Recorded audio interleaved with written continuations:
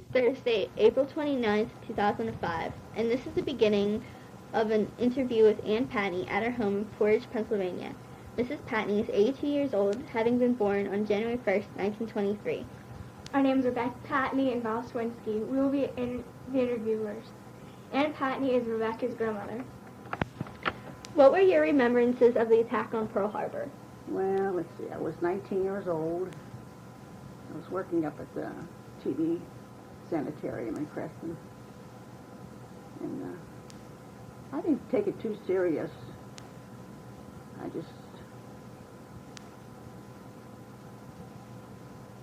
thought about working in a defense plant at the time. So we quit our job and went to Pittsburgh.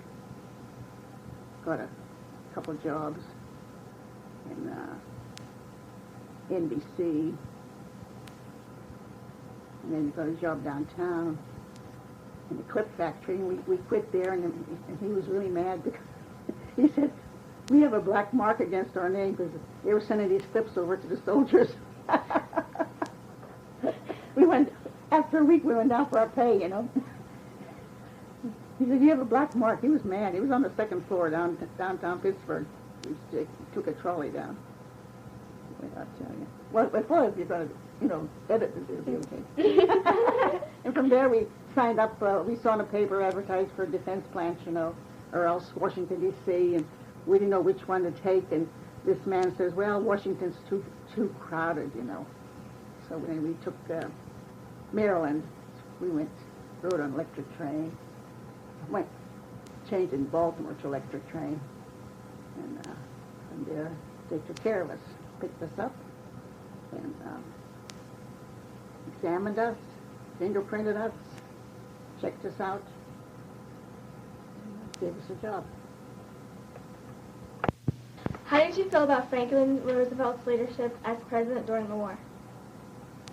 I think he was a wonderful leader, and I thought the world of him, especially the older people, too.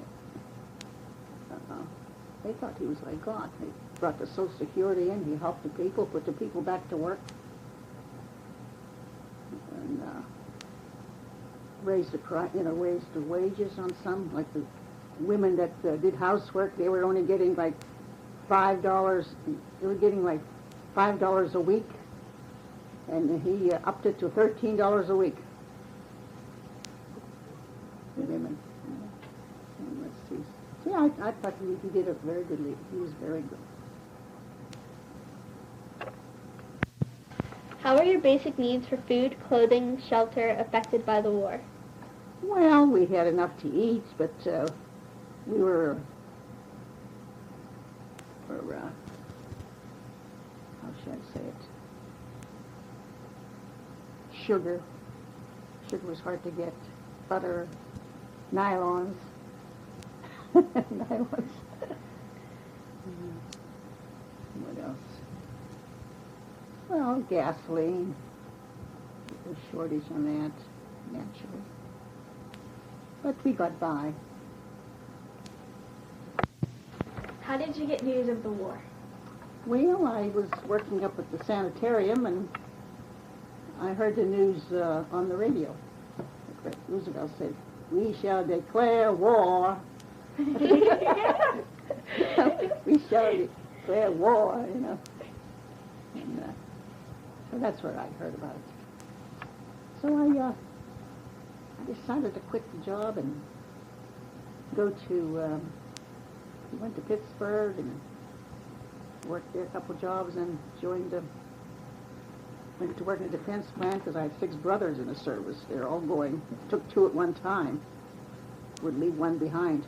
Of course, my youngest brother he was just not even a teenager. That's why I left him behind. Red Cross usually leaves one behind, one son behind. My dad got gray overnight when they took them all. Was Uncle Stevie the one? Yeah, he was just a little kid yet, He wasn't even in high school. Maybe my dad going down south work and seeing if they could keep one son behind, and they wouldn't do it. So that's what it was. Did you receive letters from anyone in the front, and were any of the letters censored? Yes, all of them were censored. I did like 6 letters from the front, my brothers.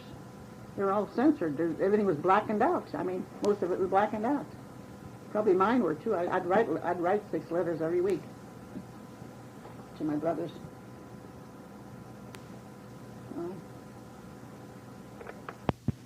How were you affected by the rationing? Oh, it didn't bother me one bit. That's where I got to drinking coffee without milk or without sugar. To this day, I drink it without milk or sugar. And it didn't bother me. I mean, we had enough to eat. Plenty to eat, you know. But stockings, we didn't wear them.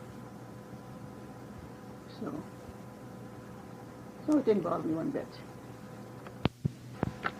Did you have blackout curtains?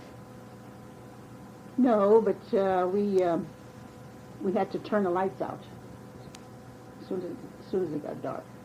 This man came around with a flashlight, made sure everybody's lights were out. The fire whistle would blow in town. Did you have air raid drills? No. Did you have aircraft spotters? No. Did you have flags in the windows for family members who were serving? Did you have flags in the windows for family members who were serving? Yeah, we had 6. Do you have victory gardens? With stars on. There were stars. Did you have victory gardens? No. Scout dress? No. Did you buy war bonds? And if you did, how often and what was the cost?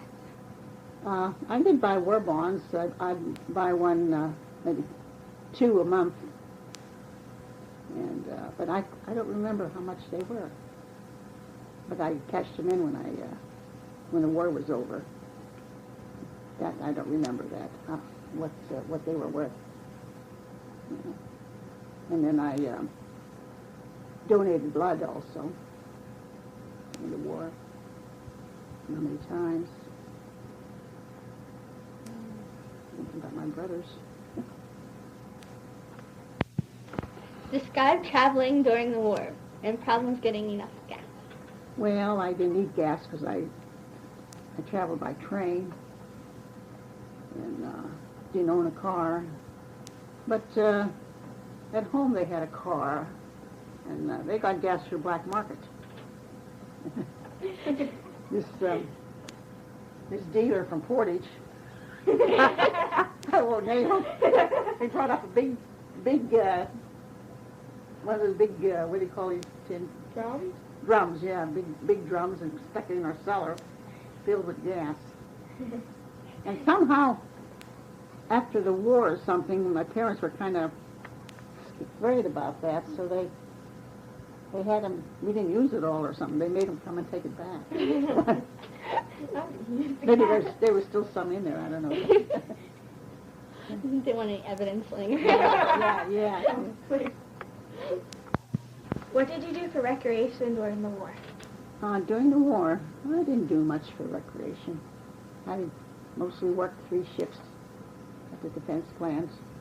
And when we did, they had a recreation hall they called Singular Village. We'd go over there and play ping pong or to the library to read or something to eat.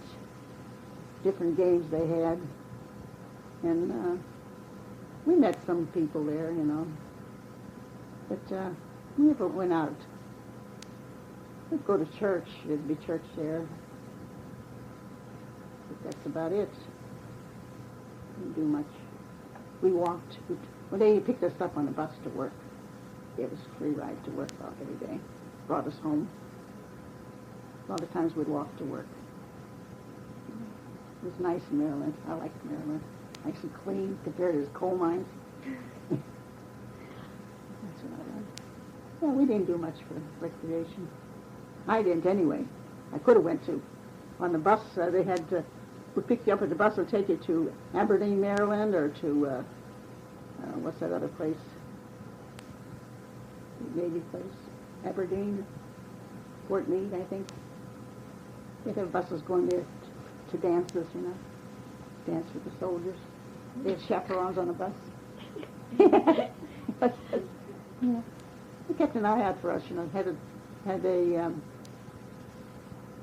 guards walking around our Quonset. We lived in Quonset huts, like they're made into apartments, like Quonset huts. Guards would walk around, you know, protect us. So I liked it though. It was nice and clean. That's what I like about Maryland. And the weather and the winters were nice and mild. That's what I like in Maryland. Sometimes I wish I would have taken that job at Glenn L. Morton for riveter. He offered me a job after the war was over. But I was alone, and they didn't ask anybody else in my shift, so I decided to come home. When I think about it, I wish I would have taken that job, you know. You know, they took care of you. They give you a job, they find you a place to stay, and, you know, you don't have to look for a room or anything. That's how nice they treat you. When I first got that job, they paid our way to Maryland and got us a place to live, fed us, took care of us. Really nice.